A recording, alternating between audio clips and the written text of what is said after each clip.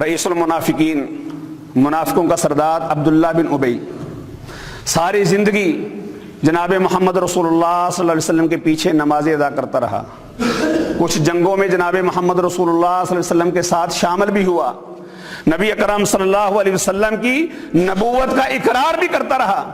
لیکن اس کے باوجود جب اس کی موت ہوئی، سب لوگ جانتے ہیں، مشہور واقعہ ہے کہ ان کے بیٹے آئے اور کہا، اللہ کے نبی اگر آپ میرے باپ کا جنازہ پڑھا دیں، ہو سکتا ہے کہ اللہ تبارک و تعالیٰ کی ذات ان کو معاف کر دے.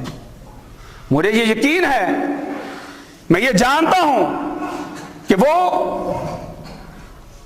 آپ کی مخالفت بھی کرتا رہا، گستاخی بھی کی، لیکن کلمہ پڑھتا تھا. اے نبی صلی اللہ علیہ وسلم اگر آپ میرے باپ کا جنازہ پڑھا دیں، اپنے ہاتھوں کے ساتھ ان کو قبر کے اندر اتار دیں، ہو سکتا ہے کہ رب کی ذات رحمت کرے اور میرے باپ کو معاف کر دے. تو جناب محمد رسول اللہ صلی اللہ علیہ وسلم نے نماز جنازہ ادا کی.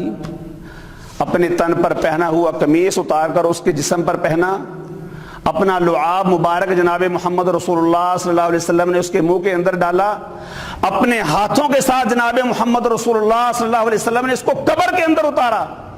لیکن اس کے باوجود اللہ تبارک و تعالیٰ نے بڑے پرزور انداز میں فرمایا، استغفر لہم او لا تستغفر لہم ان تستغفر لہم 70 مرۃ فلن یغفر اللہ لہم. اے نبی صلی اللہ علیہ وسلم، یہی مضمون اللہ نے سورۃ المنافقون کے اندر بھی بیان کیا ہے. جو آیت آپ کے سامنے پڑھی ہے یہ 10ویں پارے کی آیت ہے کہ استغفر لہم، آپ ان کے لیے بخشش مانگیے. او لا تستغفر لہم، یا ان کے لیے بخشش نہ مانگیے. ان تستغفر لہم 70 مرۃ، ایک مرتبہ چھوڑ کر آپ 70 مرتبہ ان کے لیے بخشش کی دعائیں کرتے رہیں. فلن یغفر اللہ لہم، اللہ کسی صورت میں ہرگز قطعاً ان کو معاف نہیں کرے گا. وجہ کیا ہے کہ جب یہ زبان سے اقرار کر رہے تھے تو دل ساتھ نہیں دے رہا تھا.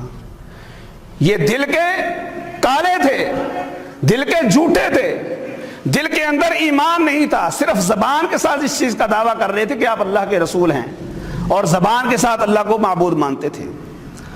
آگے اللہ نے وجہ یہی بیان کی کہ ذالک بانہم کفروا باللہ ورسولہ، زبان کے ساتھ یہ اقرار کرتے تھے لیکن حقیقت میں اپنے دل کے اندر یہ اللہ اور اس کے رسول کا انکار کرتے تھے. واللہ لا یہدی القوم الفاسقین، اور ایسے فاسقوں کو اللہ تبارک و تعالی ہدایت کے راستے پر رہنے نہیں دیتا.